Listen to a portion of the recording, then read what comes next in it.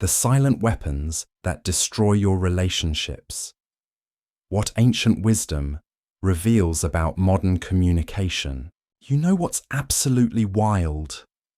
We send more messages in a single day than our grandparents probably sent in an entire year, yet somehow we feel more misunderstood than ever.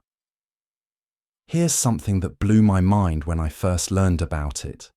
Over 2,000 years ago, Buddhist teachers identified 4 specific ways of speaking that systematically destroy every meaningful relationship in your life. And the crazy part, these exact same patterns are showing up in our text threads, our Zoom calls, our social media comments, literally everywhere we communicate today.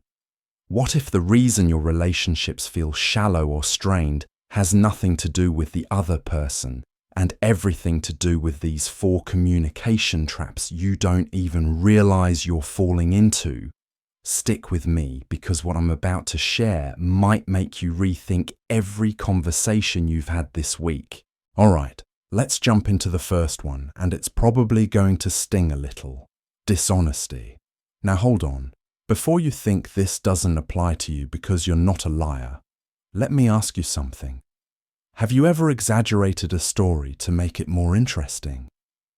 Left out important details because the full truth was uncomfortable?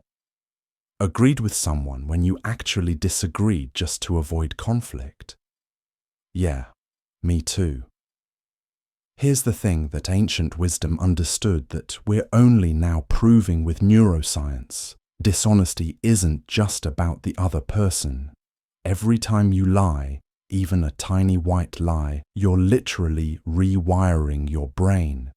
You're teaching yourself that truth is negotiable, that deception is a valid tool. And here's what really gets me. When someone catches you in even a small lie, they don't just lose trust in that moment. They start questioning everything you've ever told them. It's like dishonesty has this retroactive poison that contaminates your entire history with someone. And the worst part? When you're dishonest with others, you eventually become dishonest with yourself. You start believing your own stories, your own justifications. You lose touch with what's actually real. That's why living truthfully, with transparency and honesty, becomes the foundation of every healthy relationship you'll ever have. The second communication trap is what's called divisive speech, and oh man, we are drowning in this right now. This is when you use your words to create drama between people, to stir up conflict, to position yourself by setting others against each other. Think about gossip, talking behind someone's back, sharing information specifically to make someone look bad.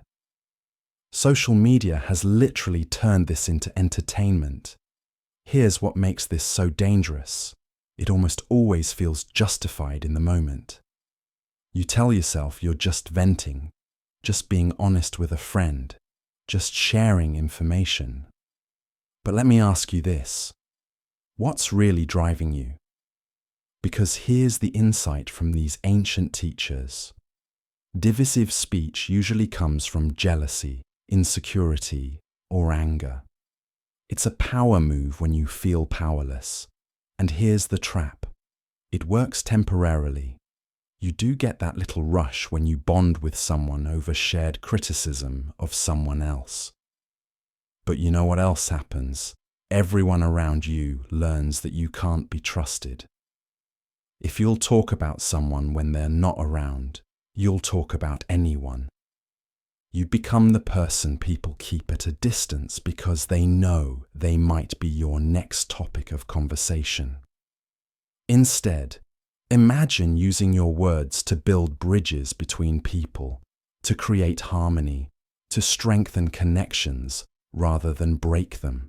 The third trap is harsh speech, and this one's sneaky because we rarely recognize it in ourselves. It's not just yelling or obvious cruelty. It's criticism disguised as honesty. It's that sarcastic comment with a real edge.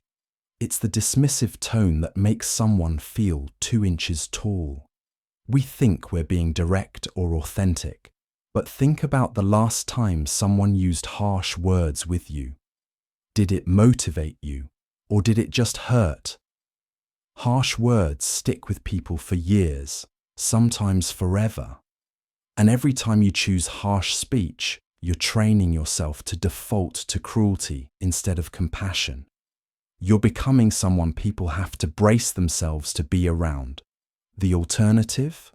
Use your words to lift people up, to encourage, to speak with kindness even when you disagree.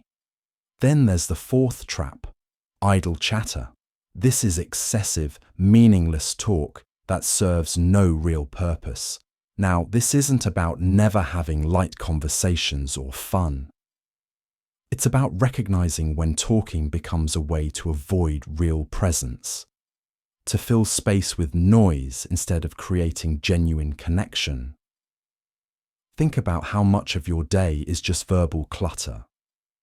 Complaints you won't act on, repetitive stories, mindless commentary. We live in an age of constant talking, posting, commenting. But how much of it actually means anything? Your attention is finite. Every moment in idle chatter is a moment you're not spending on meaningful communication or genuine presence with people you love. When you speak with intention and purpose, you create space for conversations that actually nourish your soul and the souls of others. So why does all of this actually matter for your life? Here's the profound truth that these ancient teachers understood. The words you speak create either positive or negative energy in your life and in the lives of everyone around you. Don't take this lightly. The intention behind your words, the care you put into how you communicate, it shapes your entire reality. Think of your words like a tool, like a knife. You can use that knife to prepare a nourishing meal that feeds people, or you can use it to cause harm. The choice is always yours. When you speak truthfully, when you use your words to unite rather than divide, when you speak with kindness instead of harshness, when you speak with meaning and purpose instead of just filling the air with noise, something magical happens. You create positive relationships. You build trust that becomes unshakable. You become someone people feel safe around, someone people want to confide in, someone who makes the world a little bit better just by opening their mouth. Your words have the power to heal, to inspire, to transform lives. Use them wisely, and you'll create a better life, not just for yourself, but for everyone you encounter.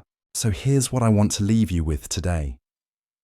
These 4 unwholesome speeches, dishonesty, divisive speech, harsh speech, and idle chatter, they're patterns you can break starting right now. You have the power to choose differently in every conversation, every text message, every interaction. Start paying attention to how you communicate. Set boundaries with your own speech.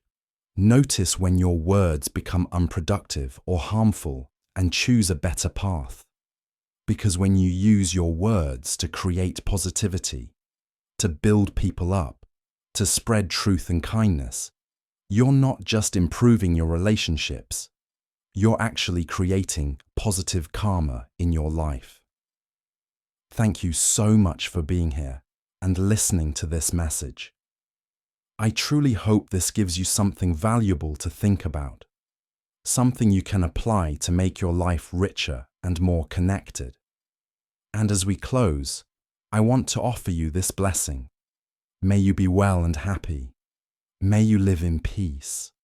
May your words bring healing to yourself and others.